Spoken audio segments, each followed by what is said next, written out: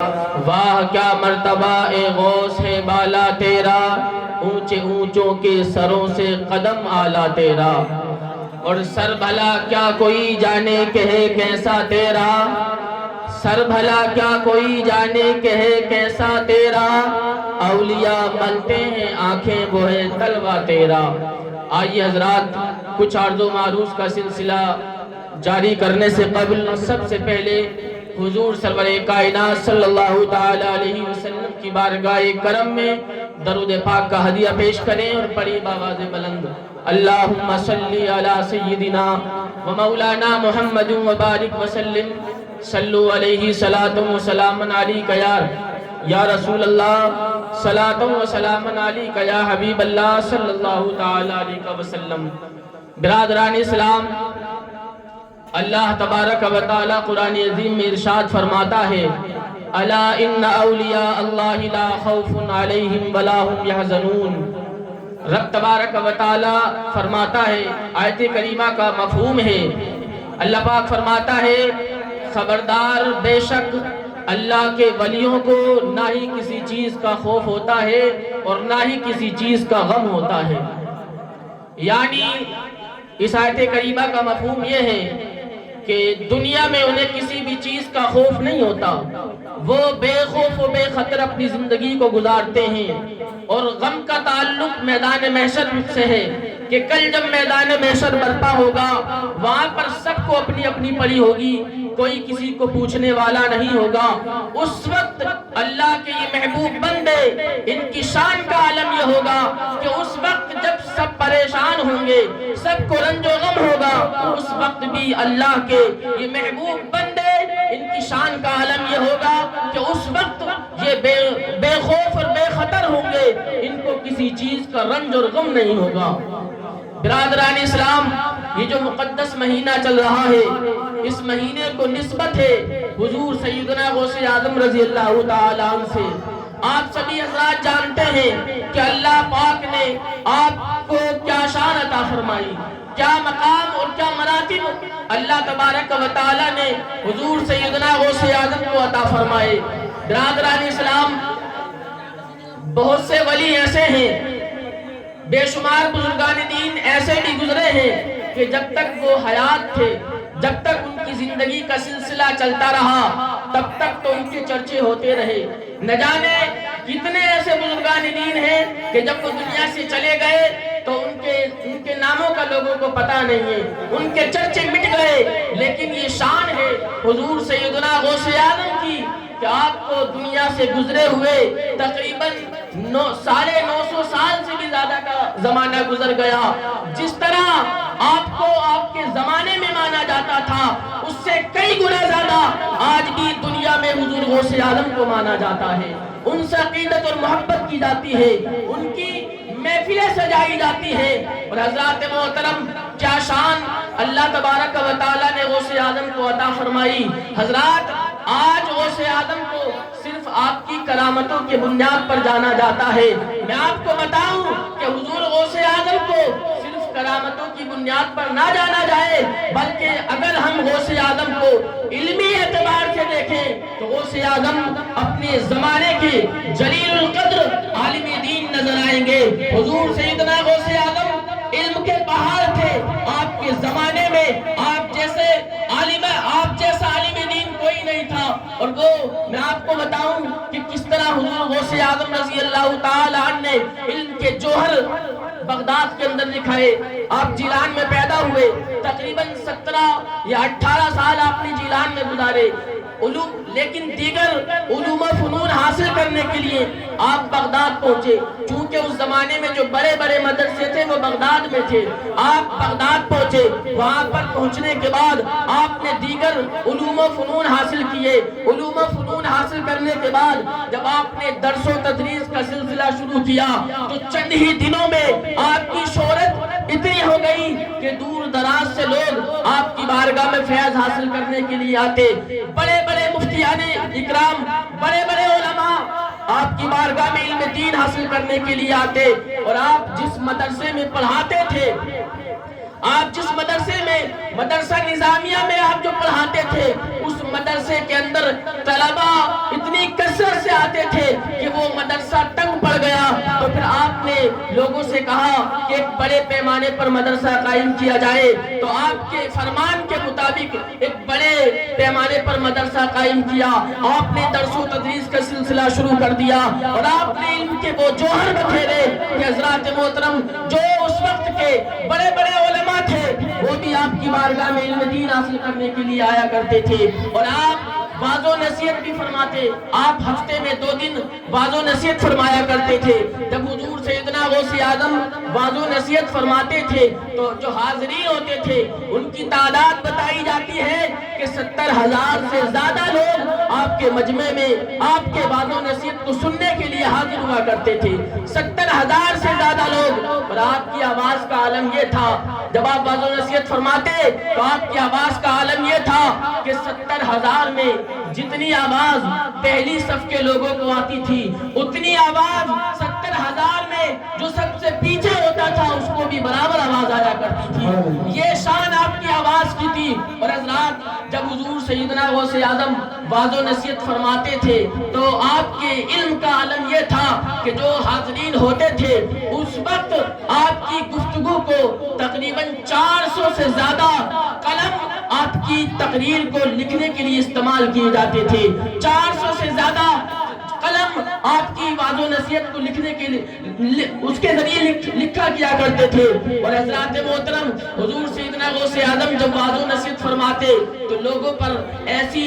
رقت طاری ہوتی، ان پر ایک ایسی کیفیت طاری ہوتی کہ لوگ ان کے سروں پر اگر پرندے بھی بیٹھ جائیں تو ان کو پرواہ نہیں ہوتی تھی۔ جب آپ واعظ و نصیحت فرماتے تو آپ کی بارگاہ میں صرف انسان ہی نہیں بلکہ جنات بھی آپ کی بارگاہ میں آیا کرتے تھے، بڑے بڑے اس وقت کے بزرگان دین بھی آپ کی بارگاہ میں فیض حاصل کرنے کے لیے آیا کرتے تھے۔ اور حضور سیدنا غوث اعظم رضی اللہ تعالیٰ جب واعظ و نصیحت فرماتے تو آنے والوں میں کوئی چور بھی ہوتا، کوئی شرابی ہوتا، کوئی جواری ہوتا، طرح طرح کے گناہوں میں ملوث لوگ آپ کی بارگاہ میں جب آتے تھے تو آپ کی گفتگو کا ان کے دلوں پر ایسا اثر ہوتا تھا کہ وہ سارے کے سارے نیکوکار ہو جاتے تھے اور نیکیوں بھری زندگی گزارنے لگتے تھے۔ حضور سیدنا غوث اعظم رضی اللہ تعالیٰ عنہ خود فرماتے ہیں کہ 1,00,000 سے زیادہ میں نے 1,00,000 سے زیادہ لوگوں کو توبہ کرائی، ان میں سے کوئی چور، کوئی شرابی، کوئی جواری،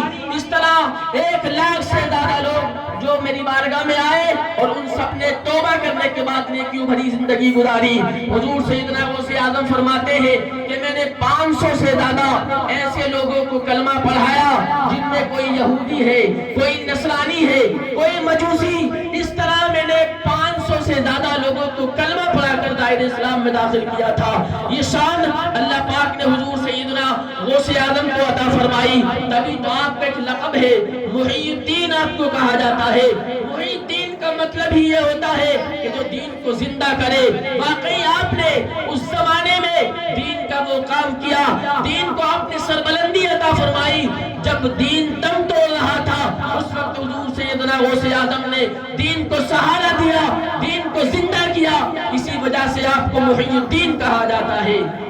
اور حضرات محترم حضور سیدنا غوث اعظم کی شان و شوکت کا آپ اندازہ لگائے۔ ہم بڑے خوش نصیب ہیں کہ اللہ تبارک و تعالیٰ نے ہمیں ایسے گھروں میں پیدا فرمایا ہے جن گھروں میں بزرگان دین سے محبت کی جاتی ہے، ان کی محفلیں سجائی جاتی ہیں، ان کے تذکرے کیے جاتے ہیں۔ یہ ہماری خوش نصیبی ہے، ورنہ حضرات اس معاشرے میں نہ جانے کتنے ایسے بھی لوگ ہیں جو یہ کہتے ہیں کہ جو مر گیا وہ مر کے مٹی میں مل گیا، وہ کسی چیز کا مالک و مختار نہیں۔ خدا نہ کرے اگر ہم بھی کسی ایسے گھر میں پیدا ہوئے ہوتے تو پھر ہمیں بھی بزرگوں کی شان و شوکت کے بارے میں پتہ نہیں چلتا، ہمیں پتہ نہیں چلتا کہ اعلیٰ حضرت کون ہے، ہمیں کیسے پتہ چلتا کہ صابر پاک کون ہے، ہمیں کیسے پتہ چلتا کہ حضور خواجہ غریب نواز کون ہے، یا حضور غوث اعظم کی شان کے بارے میں ہمیں کیسے پتہ چلتا۔ یہ تو اللہ کا بڑا کرم ہوا کہ اس نے ہمیں ایسے گھروں میں پیدا فرمایا کہ جن گھروں میں بزرگان دین سے محبت کی کی جاتی ہے، ان سے عقیدت کی جاتی ہے۔ اور حضرات غوث اعظم فرماتے ہیں، مریدوں کے تعلق سے آپ ارشاد فرماتے ہیں، ان یدی علی مریدی کالسمائی علی الارض۔ آپ فرماتے ہیں میرا ہاتھ میرے تمام مریدوں کو ایسے گھیرے ہوئے ہے جیسے زمین کو آسمان گھیرے ہوئے ہے۔ آپ فرماتے ہیں کہ میں مشرق میں ہوں، مغرب میں ہوں، اور میرا چاہنے والا اگر مشرق میں ہو اور اگر وہ کسی پریشانی میں مجھے یاد کرے تو غوث اعظم فرماتے ہیں میں اس کی مدد کرتا ہوا نظر آؤں گا۔ یہ شان اللہ تبارک و تعالیٰ نے غوث اعظم کو عطا فرمائی۔ غوث اعظم رضی اللہ تعالیٰ عنہ فرماتے ہیں کہ کل جب میدان محشر برپا ہوگا اس وقت سب کو اپنی پڑی ہوگی۔ آپ فرماتے ہیں میرے قدم اللہ تبارک و تعالیٰ کے سامنے ڈٹ جائیں گے اور میں اس وقت تک نہ ہٹوں گا جب تک کہ اپنے تمام مریدوں کو جہنم سے آزاد نہ کرا دوں گا۔ یہ شان اللہ تبارک و تعالیٰ نے غوث اعظم کو عطا فرمائی۔ غوث اعظم فرماتے ہیں نظرت الی بلاد اللہ جمعاً کخردلۃ علی حکم اتصالی۔ فرماتے ہیں اللہ کے تمام شہر اور ملک میری نظر میں رائی کے دانے کی طرح ہے اور سارے کے سارے میرے حکم اتصال میں ہے۔ فرماتے ہیں میں ساری دنیا کو اس طرح دیکھتا ہوں جیسے کوئی انسان اپنے ہاتھ کی ہتھیلی کو دیکھتا ہے۔ لہذا ہمارا عقیدہ یہ ہے، ہم نے جو محفل سجائی ہے غوث اعظم کی، ہمارا عقیدہ یہ ہے کہ بغداد کی سرزمین سے حضور سیدنا غوث اعظم ہماری اس محفل کو دیکھ رہے ہیں۔ اگر ہماری یہ محفل اللہ تبارک و تعالیٰ کی بارگاہ میں قبول ہو گئی، یقیناً رب تبارک و تعالیٰ اس محفل کی برکت سے ہمارے درجات کو بلند و بالا فرما دے گا۔ آپ شان حضور سیدنا غوث اعظم کی شان دیکھیں، آپ کا ایک فرمان وہ ہے، آپ فرماتے ہیں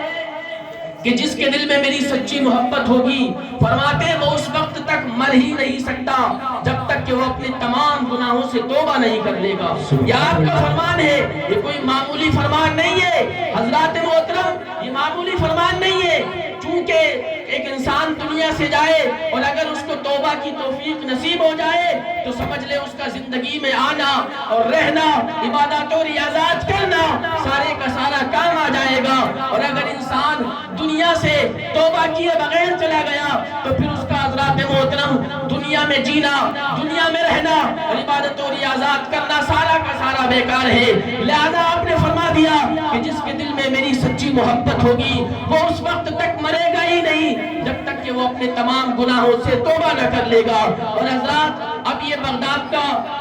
میں حضور سیدنا غوث اعظم کے جلوے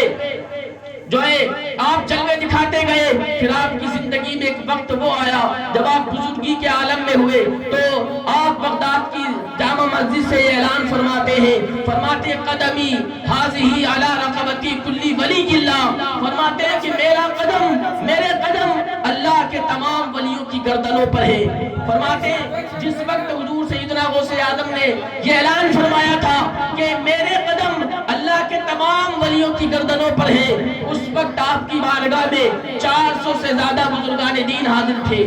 انہوں نے جیسی آپ نے ادھر یہ اعلان فرمایا کہ میرا قدم اللہ کے تمام ولیوں کی گردنوں پر ہے تو وہ جو آپ کی بارگاہ میں بزرگان دین حاضر تھے وہ سارے کے سارے آپ کی بارگاہ میں اپنی گردنوں کو جھکا دیتے ہیں اور عرض کرتے ہیں حضور آپ کا قدم صرف ہماری گردنوں پر ہی نہیں بلکہ ہماری آنکھوں پر اور ہمارے سر پر بھی آپ کا قدم مبارک ہے۔ اور جس وقت آپ نے یہ اعلان فرمایا تھا بغداد کی سرزمین سے تو حضور سیدنا خواجہ غریب نواز یہ خراسان کے جنگلوں میں اللہ تبارک و تعالیٰ کی عبادت و ریاضت میں مشغول تھے، اللہ کی عبادت کر رہے تھے۔ ادھر بغداد کی سرزمین سے آپ نے اعلان فرمایا تو ادھر خواجہ غریب نواز نے اپنی گردن کو اتنا جھکایا کہ آپ کی گردن زمین سے لگ گئی اور آپ کی بارگاہ میں عرض کرتے ہیں کہ حضور آپ کا قدم صرف میری گردن پر ہی نہیں بلکہ میری آنکھوں پر اور میرے سر پر بھی آپ کا قدم مبارک ہے۔ تو حضرات اب آپ اندازہ لگائیں کہ جس کے قدم کا عالم یہ ہو اس کی سراپا ذات کا عالم کیا ہوگا۔